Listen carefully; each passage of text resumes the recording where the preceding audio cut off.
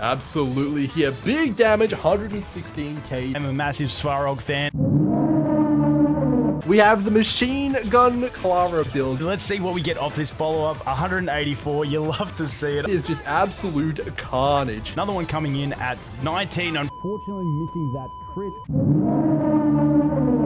Hello Internet! And today we're invited to yet another Star of PvP tournament. Massive thank you to Timaeus the host, my teammate Ioku, and the opposition team as well with Moon and GachaSmack, as well as the casters of course, Vulcan and Grimlow too. If you're unfamiliar, Honkai Charlotte has their own PvP system made by the community. You can check out Printweb for the rules. Long story short, 2 teams consisting of 2 members each will complete MOC 12 and the winning team will be decided based on the cycles taken. The characters used will be decided in the draft phase. Last time I cooked with a Dan Hang, and this time I decided to cook something funny as well. It was supposed to be a DPS Milo, but I realized there's no way, dude. Hence why I stay safe. When one gremlin doesn't work, use another. I'll try another gremlin in Clara. Look at how insecure she is, dude. Well, with that, let's get this tourney started. The ban phase starts with Dan picking Ronmei first, and ooh, we already lost. But yeah, we didn't get first pick, so they got first pick, and it's already a disadvantage if they get Ronmei. That's just the nature of PvP right now. The draft phase went on, and pretty much I think we got our best potential setup here. We're able to get really strong harmony characters. We are able to get the Orphan and the Racist. And with that, the draft phase ends and we start our fight. Moon went on and got a 1 cycle clear, followed by my partner, which also got a 1 cycle clear. Well, dang. That means the entire tourney now falls to me against Smack. He had a Ronmei in his team, which is already scary, right? It's really hard to beat Ronmei, but he also has a damn baggage with his team in Yanqing. That made me feel a bit relieved. Well, I say that, but he's actually not bad against that MOC at all. Smack did cook with Luca though, and the whole run ended in a 5 cycle clear. And that is the number to beat, which is where we have my team. I call it the machine gun Clara.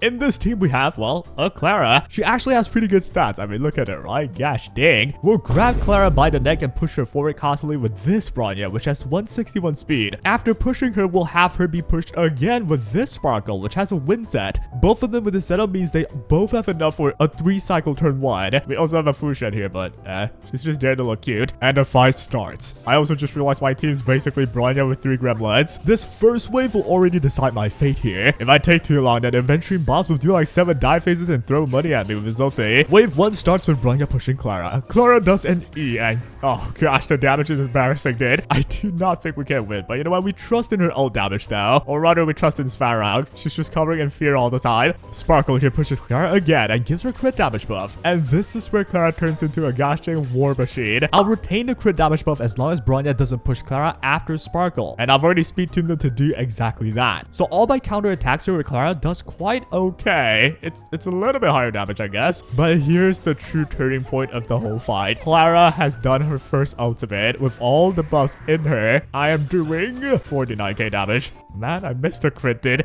Well, we can only move on. My last ditch effort here is to go for Bronya and the Sparkle ulti. With both of the ult up, if I don't clear the whole wave, it is just over, no? Like, I'm doing way too little damage. I lose to a team with a damn Yanqing. Like, that is just embarrassing. But thankfully, Clara finally woke up and we did some massive damage after that. Like, it's a lot. With the current cycle ending, both Bronya and Sparkle got their 3rd turn in the 1st cycle. That is actually really clutch, considering somehow Clara's E is just starting to do crazy damage now. And finally, the enemies look like they can actually die. It just didn't look like that earlier. They're just so bulky. And with a counter and another counter, we're near the end of the 1st cycle. We have to end them now if we want to compete. And thankfully, Clara was able to get her ulti in. With a massive counter near, we're so close to defeating them. And because I've speed tuned the whole team this way, Bronya clutches it up by getting her final turn in the 2nd cycle. That means we got Clara 1 extra turn, doing just enough to get it done in this cycle. And for the entirety of the 1st wave, that took 1 cycle. And yeah, it was way too close. But that was only the chaos before even worse chaos. We have the Gambler now. Easily the hardest boss in the game, and I'm supposed to beat him with this insecure gremlin. The game plan here is simple. I want to make Adventuring touch me. That's it. Similar to the 1st wave, all I gotta do is push Clara forward with the Racist and the Orphan, hoping that he hits the insecure gremlin more. My skill points are not looking bright considering I'm using a Bronya, so yeah, it's really worrying. But with the amount of pushes I got and the actual MVP, the turbulence damage, we actually beat the first phase no problem at all. But it did take me 2 cycles though. Clara against one singular boss is not that great. And now we're at the next phase. Eventually loses his mind to gambling and forces me to do it too. The idea though is still the same. Thankfully he did attack Clara nearly every time, so we are able to get a lot of damage in there. However, here is the annoying part. We move into our first die phase. This is where I show you the genius plan. I decided to push Clara with Bronya just to make sure I get my ulti during the die phase. This is so I can use it in the die phase and it'll just recharge my ult back. And at the end of the die phase, eventually will attack me twice. So I'll just let him attack me, spend those 2 counters with Clara's ulti, and then use my ult again, right? With that in mind, I put in every buff I can on Clara. The die phase ended. Eventually it attacks my entire team twice and Clara managed to counter perfectly and still has an extra ultimate under her sleeve. And this is how we're able to guarantee the victory. We'll use Clara's extra ulti that we so smartly saved for, but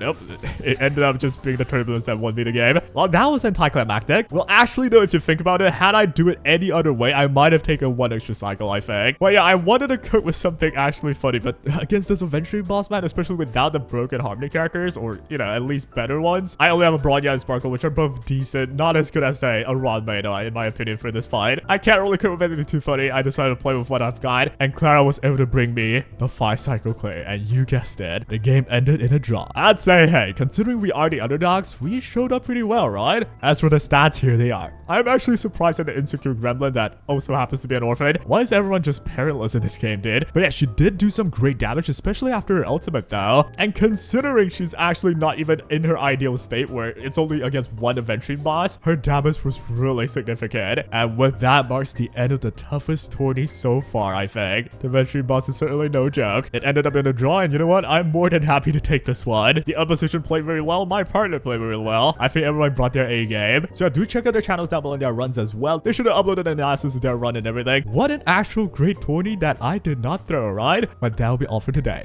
I'm cooking up vids on Wuthering Waves on my other channel, so this video might not be as goofy as the movie type vids I did before, but I do hope you guys still enjoy. By the way, yeah, check out my Wuthering Waves channel if you're interested in that game. Comment down below what you want to see next as well. Sometimes I take your comment and make a video out of them. And that is all for now. Hope you guys enjoyed. Take care.